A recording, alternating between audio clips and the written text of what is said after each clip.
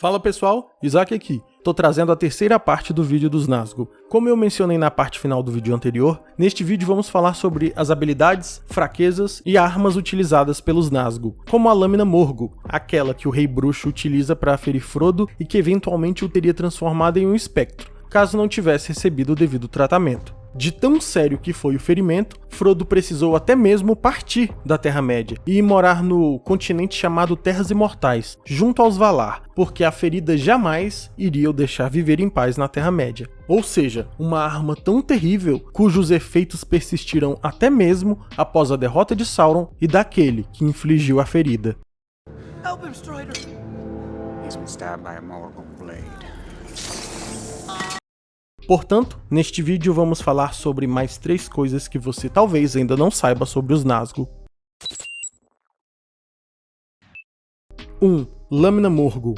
O professor não nos diz claramente se a Lâmina Morgûl que vemos o Rei Bruxo utilizar contra Frodo é a única que existe ou apenas uma de muitas. Entretanto, eu acredito fortemente que ela fosse apenas uma de muitas, e que cada um dos espectros do Anel carregasse uma com eles. E eu mostro para vocês o motivo de acreditar nisso. No livro A Sociedade do Anel, Gandalf e Frodo estão conversando. Então Gandalf diz que Frodo foi ferido por uma Lâmina Morgûl. O artigo é indefinido. Uma, e não a Lâmina Morgûl. Vejam, abre aspas. Tentaram perfurar seu coração com uma faca de Morgûl, que permanece no ferimento. Se tivessem conseguido, você teria ficado como eles, apenas mais fraco e sob seu comando. Teria se tornado num espectro sob o domínio do Senhor do Escuro, que o torturaria por tentar reter o anel, se é que existe algum tormento maior do que ser roubado e vê-lo passando às mãos do inimigo. Fecha aspas.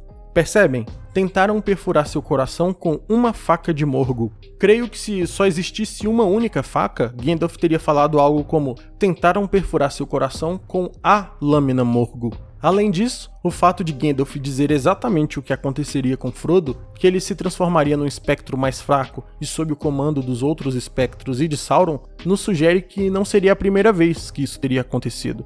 Mas enfim, vamos adiante. Como vocês já perceberam, a Lâmina Morgûl não era uma arma comum. Ela foi designada para quebrar ao atingir o alvo e deixar um pedaço dentro da vítima, com o objetivo de lhe transformar num espectro similar aos Nazgûl, porém mais fracos. Eu imagino que algo muito parecido como uma criatura tumular. Como muitas coisas no universo Tolkien, Frodo deu uma sorte tremenda em não ter morrido ou se transformado com esse golpe. E não sou eu quem estou dizendo. O próprio Gandalf diz, abre aspas, a sorte ou o destino o ajudaram, disse Gandalf, para não falar na coragem. Seu coração não foi atingido, e apenas o ombro foi perfurado, e isso porque você resistiu até o último momento. Mas você escapou por um fio, como se diz. O perigo maior que correu foi no momento em que colocou o anel, pois então estava metade no mundo dos espectros e eles poderiam tê-lo agarrado. Você conseguia vê-los e eles conseguiam ver você. Para lhe dizer a verdade, eu tinha muita pouca esperança, pois suspeitava que ainda havia algum fragmento da lâmina no interior do ferimento cicatrizado, mas não foi encontrado até ontem à noite. Então Elrond removeu o estilhaço. Estava enterrado bem fundo e estava afundando cada vez mais. Elrond é um mestre das curas, mas as armas do inimigo são mortais. Fecha aspas. E para variar, Gandalf tem razão. É muita sorte de Frodo ter sobrevivido. Isso porque Elrond é um elfo com vários milênios de idade e um especialista em curas. Não é todo mundo que tem a sorte de ser atendido por alguém como Elrond. Imaginem que Frodo tivesse sido atacado a uma distância maior de Valfenda. Não teria conseguido. Gandalf. And you're lucky to be here too. A few more hours and you would have been beyond our aid. Além do mais, Elrond fez um tratamento paliativo, que embora tenha salvado a vida de Frodo, mas para vocês terem noção do poder de uma Lâmina Morgûl, o ferimento não foi curado por completo. Inclusive, toda vez que a ferida fazia aniversário, Frodo passava muito mal. Inclusive, na prática, é uma sentença de banimento de Frodo da Terra-média, porque este é exatamente o motivo pelo qual Frodo precisou abandonar a Terra-média para sempre e morar junto dos Valar, no continente chamado Terras Imortais. Porque mesmo após a derrota dos Nazgûl, a destruição do Anel e do próprio Sauron, a ferida jamais iria cicatrizar sem a ajuda dos próprios Valar.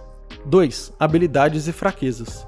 Como mencionado no vídeo anterior, os Nazgûl eram conectados a Sauron e sustentados pelo seu poder.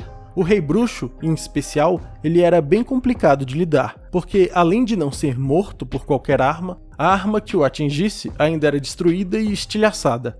Além das lâminas Morgul, mencionadas no tópico anterior, os Nazgûl normalmente utilizavam espadas de aço. O Rei Bruxo também possuía uma massa negra bem poderosa. Porém, as principais armas deles não eram físicas. Eram o hálito negro, mencionado no vídeo passado, uma aura de terror pela simples presença, e o clássico grito deles.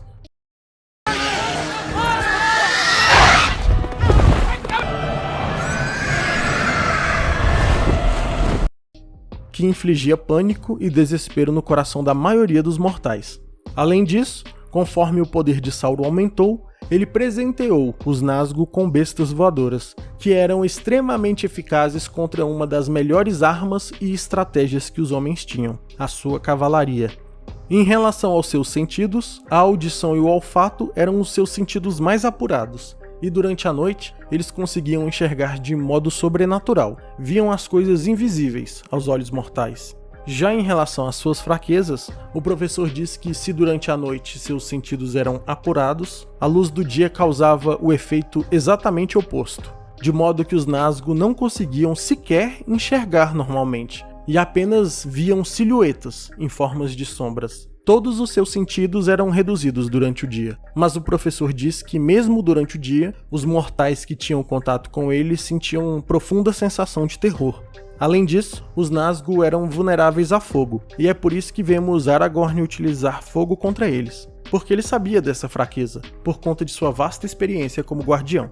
Outra fraqueza bem evidente são as adagas tumulares, conforme eu mencionei na parte 1 da sequência de vídeos sobre os Nazgûl. Essas adagas foram forjadas pelos descendentes de Númenor que residiam no reino de Arnor, e foram forjadas especificamente para enfrentar os Nazgûl, e continham uma espécie de encantamento eficaz contra eles. São as mesmas adagas dadas aos hobbits por Tom Bombadil. Inclusive, uma delas foi utilizada na batalha que matou o próprio Rei Bruxo, em definitivo. Porém, é importante a gente lembrar que alguns mortais mais notáveis e heróicos conseguiam resistir o terror infligido pelos Nazgûl e os enfrentar, e até mesmo os derrotar de maneira temporária. Figuras como Aragorn ou Gimli, por exemplo. Elfos e magos também conseguiam fazer isso, como o próprio Gandalf e Saruman fizeram junto aos elfos do Conselho Branco. Elrond, Galadriel e seu marido Celeborn também chegaram a invadir a fortaleza de Dol Guldur, onde Sauron estava com seus servos sob a forma de necromante. Mas o feito mais impressionante contra os Nazgûl fica por conta de um elfo, ninguém menos do que Glorfindel, que enfrentou vários deles ao mesmo tempo, e o professor diz que foi ele quem infligiu medo no coração dos Nazgûl, os fazendo fugir desesperados.